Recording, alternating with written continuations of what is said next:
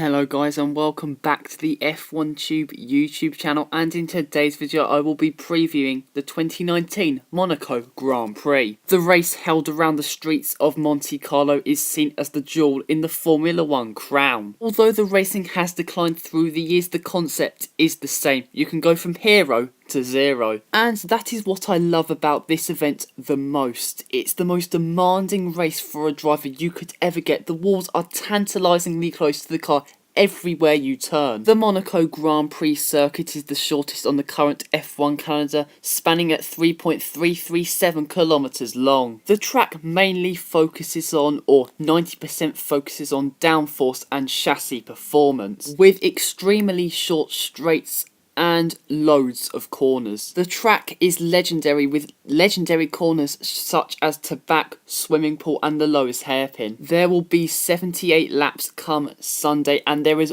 only one DRS zone as of yet, and that is running down the start-finish straight. What an excruciatingly intense track to drive on. Turn 1, or otherwise known as Saint-Devote, is one of the main overtaking opportunities. Yes, it is not easy to overtake into Turn 1, and yes, it can go wrong, but in terms of comparing it to the other corners like the lowest hairpin, this is probably one of the easier overtaking opportunities. Also, heavy braking going into turn 10, otherwise known as the beginning of the Nouvelle chicane, is another overtaking opportunity. It comes after a straight which contains the legendary tunnel. Now let's revisit last year's race, which, to be honest, was another processional Monaco race. Daniel Ricciardo in his Red Bull led away from pole, and although he was plagued with major engine issues, he held off Sebastian Vettel rather comfortably for the win. And then you get the typical Christian Horner overhyping the actual drive from Daniel Ricciardo. Yes, it was a stunning drive, but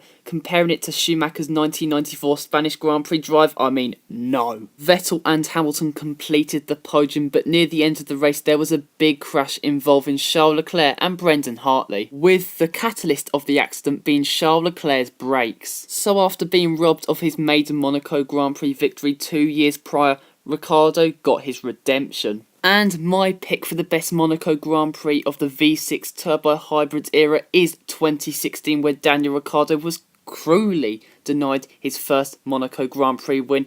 In damp conditions, the race started behind the safety car, and as they got away, Daniel Ricciardo sprinted out in front with Nico Rosberg, who started from P2. He was really struggling. There were a collection of huge accidents, most notably Jolyon Palmer crashing right as the safety car peeled in. Also, Kimi Raikkonen crashed out of the race. Nico Rosberg let Lewis Hamilton pass for P2, and Lewis Hamilton, when the track was drying, skipped the intermediate tyres, and at one stage he was running wet tyres, extreme wet tyres on a dry track. So Daniel Ricciardo was going to commit to a 2-stop because obviously he was going onto the intermediate tyres, and he caught to the back of Lewis Hamilton after making the pit stop, and coming to their second pit stop, Lewis Hamilton pit first, but then Daniel Ricciardo pit and the crew were not ready for him. Lewis Hamilton came out in front, and it was a masterful defensive drive towards the end of the race, and Lewis Hamilton, despite having an inferior car,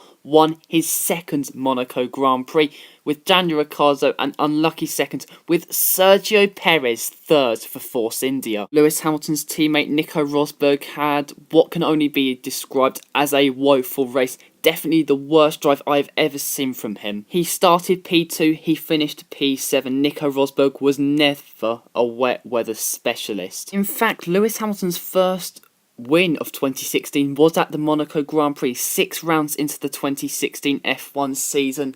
And as much of it was luck, Lewis Hamilton was phenomenal that Sunday. Now, my track master, and it has to be Daniel Ricciardo. Since joining Red Bull in 2014, it has been evident that Daniel Ricciardo has so much speed around Monaco, with podiums in 2014, 2016, 2017 and 2018, with obviously his win coming last year. And with the exception of 2015 and maybe 2017, Daniel Ricciardo has normally had his teammates around Monaco in his pocket. Now for my race weekend predictions, which last time out in Spain weren't too bad. Now I'm basing these predictions off whether it will be dry this weekend. If it is dry this weekend, I predict Valtteri Bottas to take his 4th pole in a row with Lewis Hamilton in 2nd and Max Verstappen in 3rd. If it does rain, I don't think Bottas 2.0 stands a chance, but mind you, Bottas has surprised more than one person this year. He has been brilliant, so who knows? I said in my Ferrari video the other day that they will struggle around the streets of Monte Carlo, and I think they will struggle in both qualifying and the race, and I just don't think they can really touch the top 3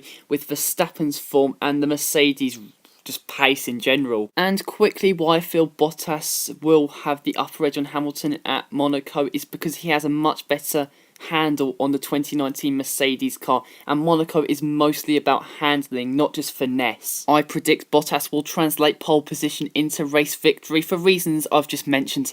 He has a much superior handling on the 2019 Mercedes car. It definitely favours his driving style more than his teammate Lewis Hamilton, who I believe will come home P2. This would complete an unfathomable 6th consecutive 1-2 finish for Mercedes in the first 6 races of 2019.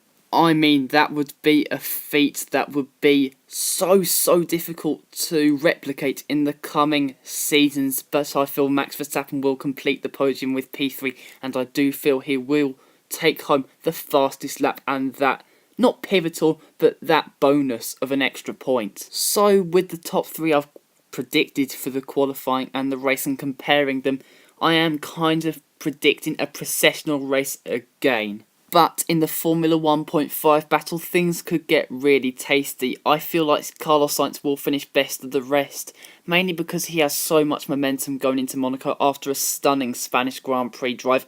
Daniil Kvyat tends to go well around Monaco with the Toro Rosso car really suiting to the track, so I believe he will claim P2, and I'm just guessing Daniel Ricciardo. I'm more hoping than predicting that Renault will turn up with a decent car in Monaco, and with Daniel Ricciardo's pace around Monaco, as I've previously mentioned, I feel that he could score some decent points. But guys, that is it for today's preview. Please like this video, comment down below what you thought of this preview, and please subscribe to the F1 Tube YouTube channel. It would honestly mean the world to me. I would love to get over 40 subscribers before the end of the Monaco Grand Prix, so yeah, I will pump out more content during the week, probably just qualifying and race reviews about the Monaco Grand Prix.